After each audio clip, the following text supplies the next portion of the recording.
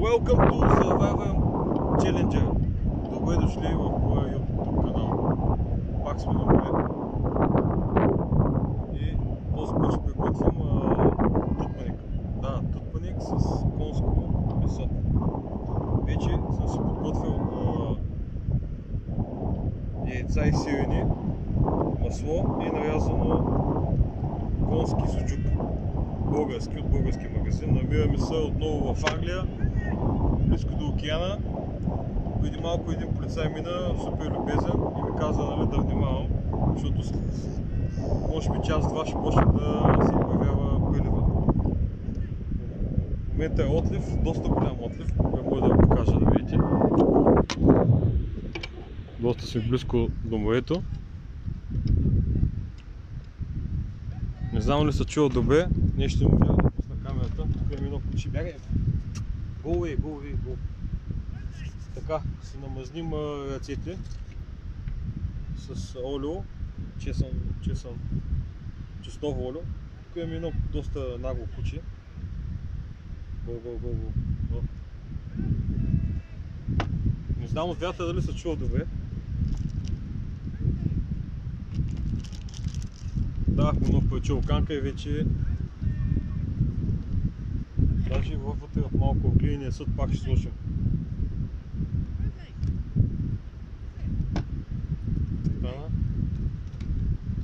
Взел съм си, защото сме на полеви условия, един буркан, с който да намачкам, в смисъл да разстеля тестото. Бягай! Много нагло куче. Мисля, че се вижда добре долу горе.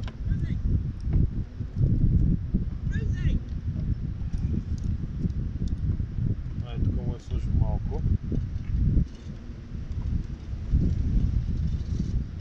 На дъската.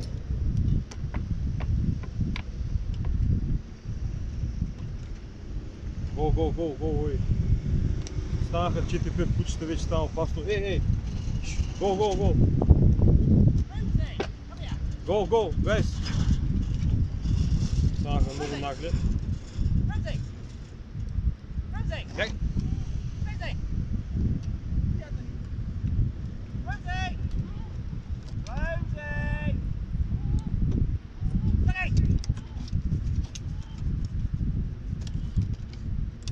Go!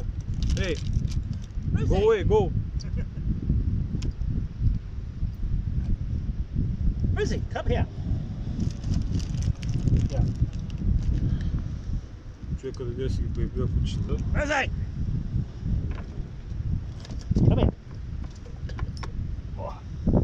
Sorry. It's okay. Come on. Доста Rosie! Come here.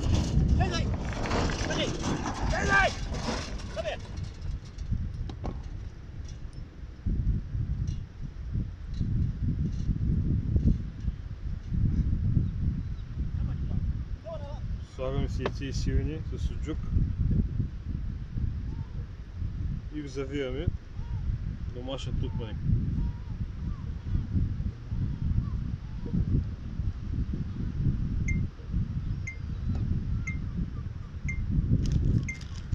Значи тестото е замразено, българско тесто от български магазин за пици и микици. Настилим го пак с буркана.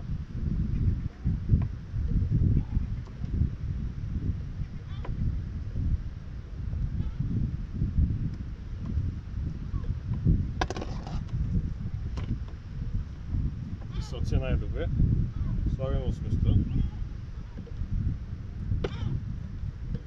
Така, опитва се да готва само трудни неща. Българска традиционна кухня.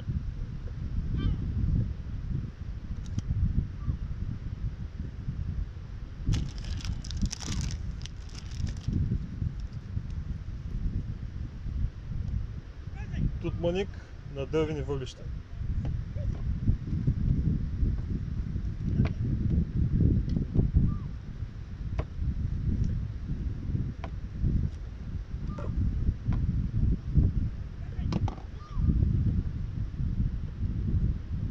тесмостта мисля, че се вижда добре.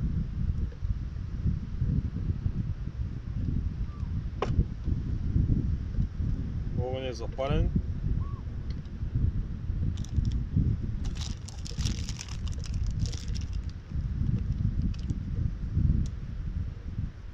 По принцип са на доста опасно място, но проверих в интернет, показва, че чак към 11 часа ще прелива, което е много добре. Имаме долу-горе 2 часа.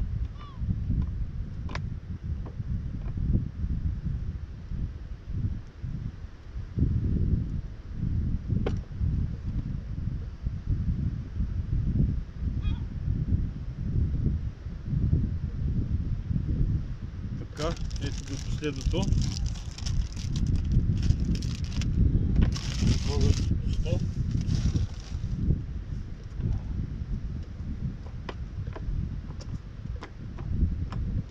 Хубаво ще го разстелим.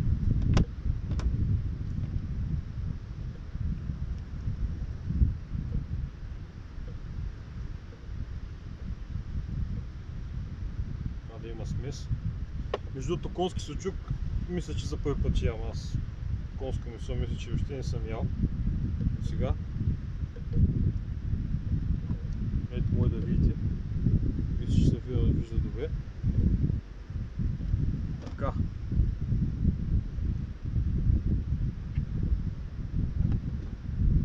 Олиото е с чесън.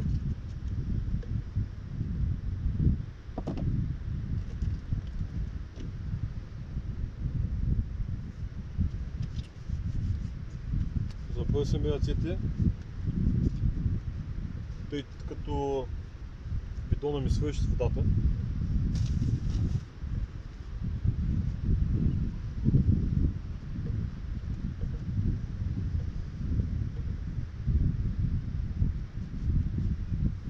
Така. Затваряме с опака, чугуйния съд и вече сме готови. Да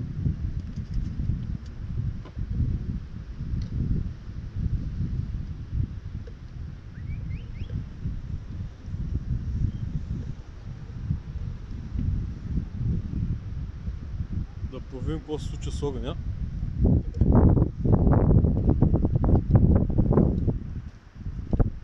Опа!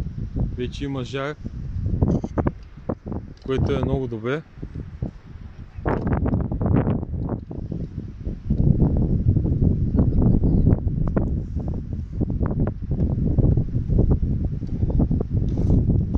Деляме ги настрани.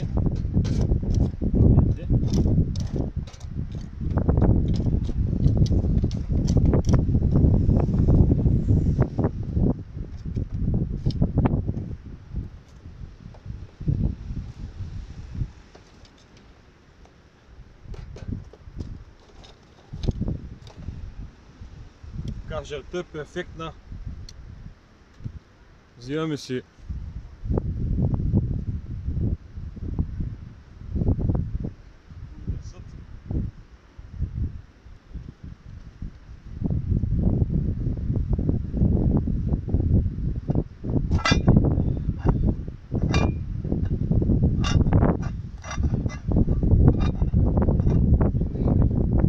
слагаме няколко въглена отгоре, за да може да се опече отгоре отново.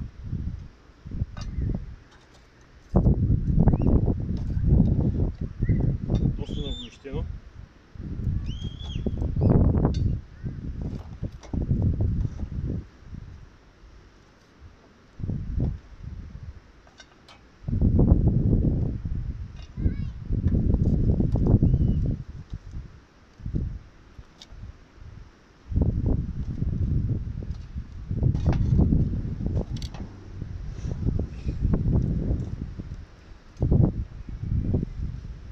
Надявам се, около половин час, някъде 20-30 минути ще стане.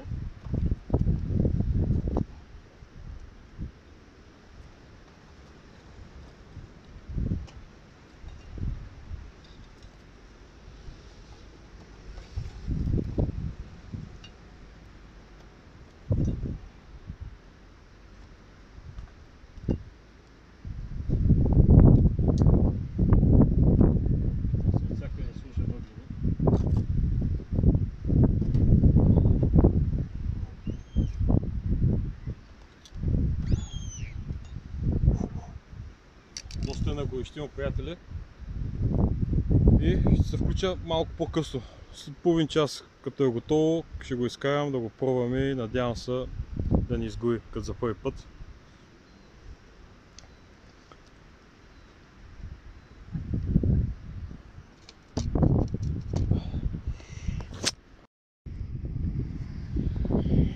Само искам да допълна, че тук хората са много любезни.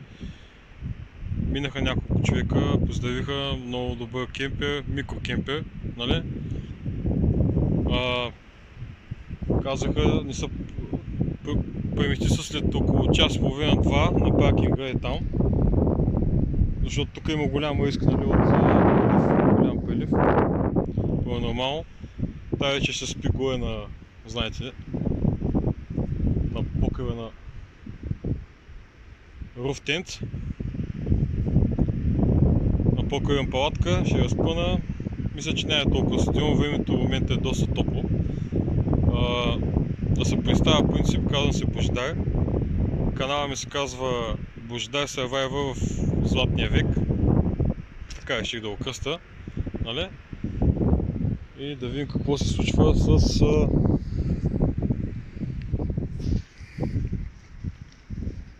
малко ще се включа вече като е готово. Така, да проверим тук майка как е положението. Минахме около 30 минути някъде, 20-30 минути.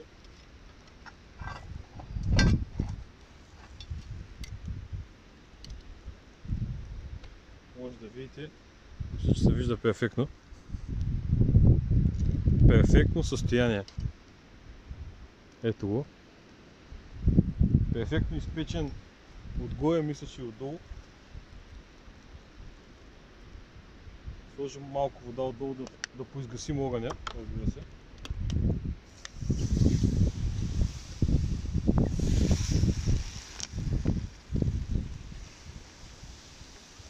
За да ни изгори, примерно.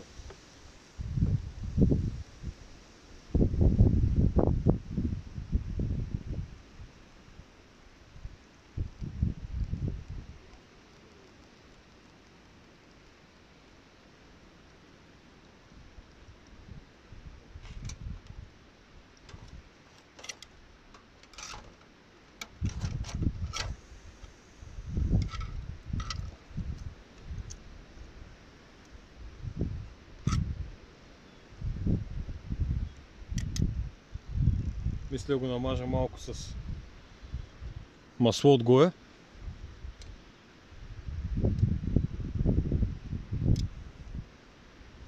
Получи се тутманик на плажа. Пекан на дървени въглища. Какво повече искаш от това? Ще видим сега на вкус как е. С малко ще снимам.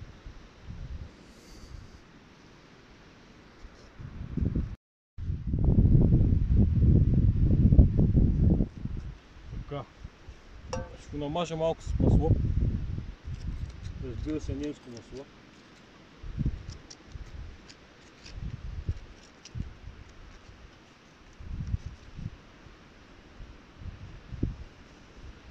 Взема ножа само.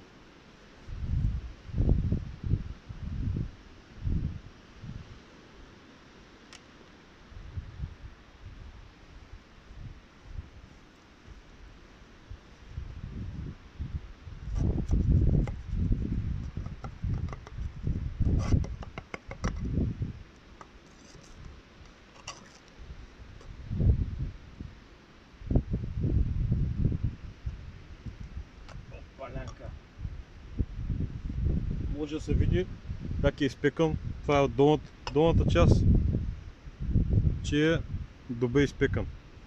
Не е тесто.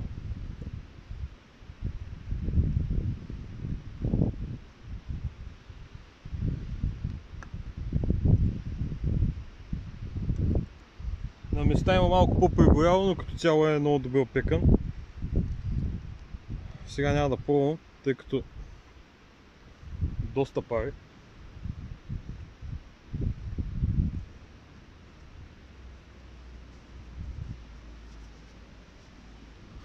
Но ето, ще ви покажа.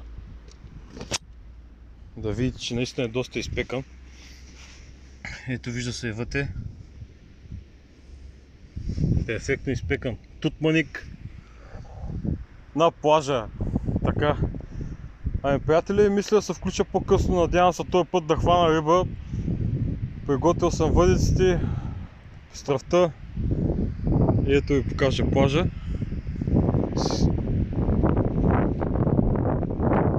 Часът до момента е около 9-9:30.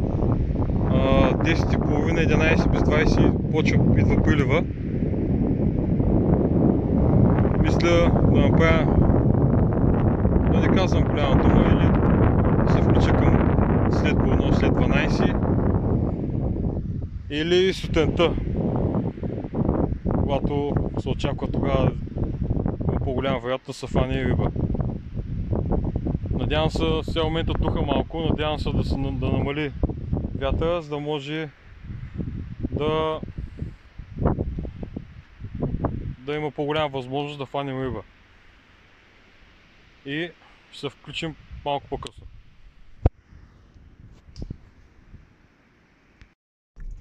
И както се вижда, приятели, полицая ме чакаше тук на изхода, докато не си прибере работа, за да може да изгледа. 2 пъти дойде. 2 пъти да ме пита, защото се притесняват, стават за полуки. Все пак е океан. И е нормално. Ще се наместим някъде тук на безплатния паркинг.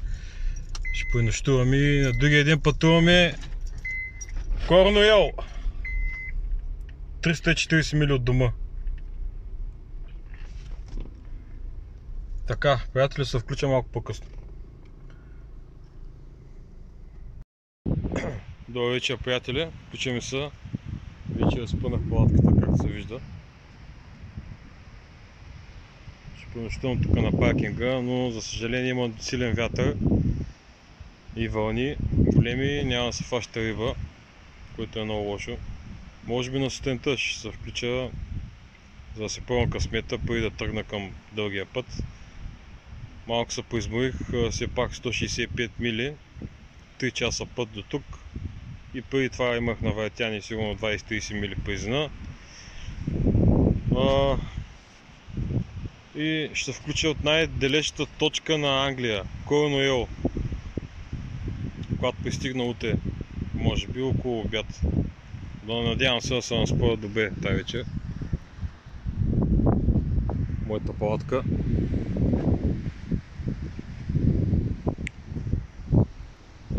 И лека нощ, ай чао от мен. Добро утро, приятели. С нощи спах добре. Намираме се пред Iceland, на Iceland. Да си взема чай за пътя, Black Coffee, English. С нощи, между другото, преди да си легна, когато разпънах палатката на покрива, минаваха различни минувачи. Някои питаха, нали, тук ще останеш на паркинга да спиш. Да, викам, безплатно е, защо да не остана. Нямаше след 10 часа, след 11 часа нямаше нито една кола. Имаше силен вятър поне до 12 вечерта. След това вече аз съм заспал към 1 часа. Около 4-5 часа спах. И с нощи да ви разкажа, преди да си легна, минаха с семейство мъж и жена, така отдалече англичани, нали, казаха, може ли да се приближим, нали? Да, разбира се, да погледнем палатката, много хубава палатка и не искаме да си вземем, така и така. Откъде си? Заприказахме се 5-10 минути. Викам, аз съм от България и те веднага, о, здрасти, как си? Почерпи ги от Тутманика, разбира се. Те казаха, това баница, знаят дори, само че, нали, това е Тутманик, аз им казах, че е Тутманик. Знаят думи, знаят за България, доста англичани знаят за България като цяло. И така. И сега започва по-големия трип, 179 мили до Корнуел. Около 3 часа и половина път. Там ще ви покажа вече красотите, плажовете на Англия. Да видите за какво става въпрос. Пътуваме. палатката, с колата и ще се включа по пътя или когато пристигна. С нощи не можах да пусна дори въдицата, защото бях доста измоен от преди това. И до скоро!